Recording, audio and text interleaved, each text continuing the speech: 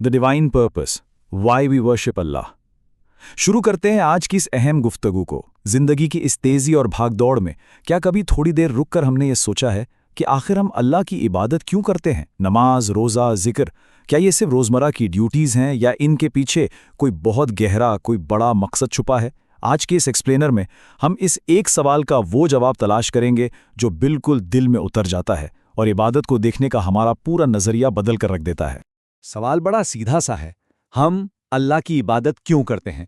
अक्सर हम इबादत को एक बोझ या बस एक फर्ज समझकर अदा कर लेते हैं, जैसे कोई चेकलिस्ट टिक करनी हो। लेकिन क्या ये सिलसिला इतना ही महदूद है? आज हम इस कलेक्टिव सोच को थोड़ा शिफ्ट करेंगे। देखेंगे कि क्या ये वाकई महज एक रूटीन है या फिर हमारी रूहानी और जिस्मानी ज़रूरत का सबसे अहम हिस्सा। तो चलिए सबसे पहले बात करते हैं हमारे वजूद की, the gift of the creator. हमारी आंखें जो इस वक्त देख रही हैं, ये दिल जो बिना रुके धड़क रहा है और ये सांस जो हम बिना सोचे ले रहे हैं, सच बताएं तो हम इन अजीम नेमतों को बिल्कुल फॉर ग्रांटेड लेते हैं। हमें लगता है ये सब हमारा अपना है, लेकिन हम में से किसी ने भी अपनी आंखें खुद तो नहीं बनाई ना ही इस दिल का डिज़ाइन खुद तैयार किया है। ये मुकम्मल और फ्लॉलेस सिस्टम किसी ह्यूमन इंजीनियरिंग का नतीजा नहीं, बल्कि प्योर डिवाइन क्रिएशन है जो सीधा अल्लाह की तरफ से है। अब ज़रा ठंडे दिल से सोचिए, एक ऐसी ज़ात जो ज़िंदगी जैसी अजीम नेमत देती है, जो इस सांस के चलने और दिल के धड़कने का निज़ाम बरकरार रखती है, क्या उस खालिक का ये हक नहीं बनता कि उसकी इबादत की जाए? ये एक ऐसी सच्ची हकीकत है, एक ऐसा रियलाइजेशन है जो सीधा दिल और दिमाग पर असर करता है। आगे बढ़ते हैं। जिंदगी का असल मकसद, the true purpose of life. अगर हम अपने आसपास की रोज़मर्रा चीज़ों पर गौर करें तो एक क्लियर पैटर्न नज़र आता है। जैसे मोबाइल का बुनियादी काम कम्युनिकेशन है, गाड़ी का काम हमें मंजिल तक पहुंचाना है, पेन का मकसद लिखना है। मतलब इन बेजान चीज़ों का भी एक वाज़े फंक्शन है, एक पर्पस है। तो फिर हम इंसान जो अशरफुल मखलूकात हैं, क्या हमारी ज़िंदगी का कोई ग्रैंड पर्पस नहीं होगा?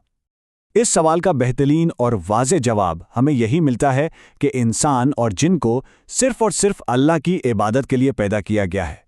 इसका बिल्कुल क्लियर मतलब यह है कि इस दुनिया में हमारा आना कोई रैंडम इवेंट नहीं है, हम किसी इत्तेफाक या हादसे का नतीजा नहीं है। हमारे वजूद के पीछे एक वाज़े डिवाइन पर्पस है और वो पर्पस है अपने रब की इबादत।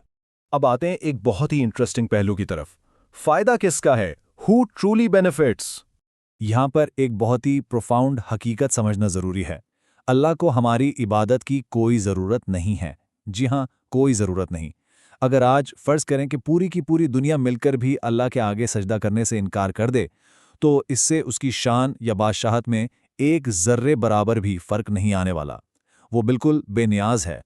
तो फिर सवाल पैदा होता है कि जब अल्लाह को हमारी ज़रूरत ही नहीं, तो इस पूरी एक्सरसाइज का फ़ायदा किसको हो रहा है? असल में फ़ायदा सिर्फ और सिर्फ हमें अपना होता है। नमाज को ही देख लें, ये बेचैन दिल को एक अजीब सा सुकून देती है। जिक्र उस मॉडर्न डे एंग्जाइटी और स्ट्रेस को कम करता है जो हम रोज़ फेस करते हैं। और ये जो एक डिवाइन कनेक्शन बनता है, ये एक भटकी हुई और कंफ्यूज जिंदगी को एक क्लियर डायरेक्शन दे देता है। इबादत दरअसल हमारे अपने नफ्सियाती और जज्बाती फायदे के लिए ही डिजाइन की गई है। इसके बाद जो चीज़ सबसे ज़्यादा अहम है वो है आखिरत का यकीन, certainty of the after life. हम जिस दुनिया में रहते हैं वहाँ की सक्सेस पैसा, स्टेटस और पावर से मापी जाती है, लेकिन सच यह है कि ये सब टेम्परेरी है। जब वो आखिरी दिन आएगा तो इनमें से कोई एक चीज़ भी काम नहीं आने वाली, सब यहीं रह जाएगा। वहाँ जो इटर्नल रियलिटी होगी, जो असल करेंसी चलेगी, वो सिर्फ और सिर्फ हमारे अमाल होंगे, हमारे अच्छे काम। दुनिया की वेल्थ वहाँ बिल्कुल बेकार साबित होगी। और याद रखें, उस दिन जिस किसी ने भी इस दुनिया में अपना ये स्पिरिचुअल कनेक्शन बरकरार रखा, जिसने खालिस नियत के साथ अपने रब की इबादत की, उसके लिए एक बहुत बड़ा और अजीम वादा है, और वो वादा है जन्नत का, पैराडाइस। ये वो अल्टीमेट ना ख़त्म होने वाला रिवॉर्ड है जो इन आमाल के नतीजे में हमेशा के लिए मिल जाएगा। चलिए अब अपने टॉपिक के एक ब्रॉडर पहलू पर आते हैं, इबादत का वसी मफ़हूम, ब्रॉडनिंग द डेफिनेशन। एक मिसकंसेप्शन ये है कि इबादत सिर्फ जायनमाज तक महदूद है। ऐसा बिल्कुल नहीं है। रोज़मर्रा के आम और छोटे छोटे काम भी इबादत बन जाते हैं, जैसे हमेशा सच बोलना, किसी ज़रूरतमंद की चुपचाप मदद कर देना या अपने घर वालों के लिए हलाल रिज़्क कमाना। जब ये सब काम इस नियत से किए जाएं कि अल्लाह राज़ी होगा, तो ये मामूली से दिखने वाले एथिकल एक्शंस भी deeply spiritual acts of worship बन जाते हैं। तो अगर हम इसको सिंपली डिफाइन करें तो अल्लाह को पसंद आने वाली हर चीज़ इबादत है। जिंदगी का कोई भी पॉजिटिव काम हो, चाहे वो पढ़ाई करना हो, ऑफिस में ईमानदारी से जॉब करना हो या अपनी फैमिली के साथ अच्छा वक्त गुजारना हो। अगर उसमें अल्लाह की रज़ा शामिल है तो वो 100% इबादत के ज़ुमरे में ही आता है।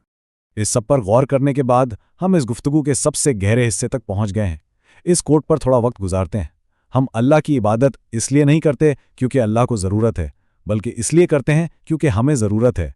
एक बहुत ही प्रोफाउंड रियलिटी है ये। इबादत दरअसल इंसान की रूह का वो सुकून है जिसके बिना हम अंदर से बिल्कुल खोखले हैं, अधूरे हैं। और इस पुरसुकून रिफ्लेक्टिव एहसास के साथ अपने इस एक्सप्लेनर को एक दिल से निकली हुई दुआ पर रोकते हैं। या अल्लाह, हमें अपनी खालिस इबादत करने वाला बना, हमें अपनी मोहब्बत को समझने और महसूस करने की तौफीक दे, और हमें हमेशा सीधे रास्ते पर कायम रख। आमीन।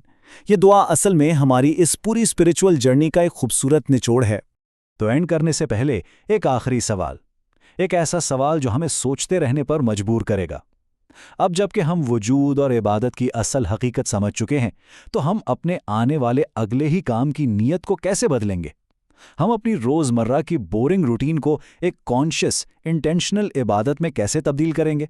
इस पर ज़रूर गौर कीजिएगा और कोशिश कीजिएगा कि ज़िंदगी के मकसद को इस नई रोशनी में देखा जाए। साथ रहने का बहुत शुक्रिया।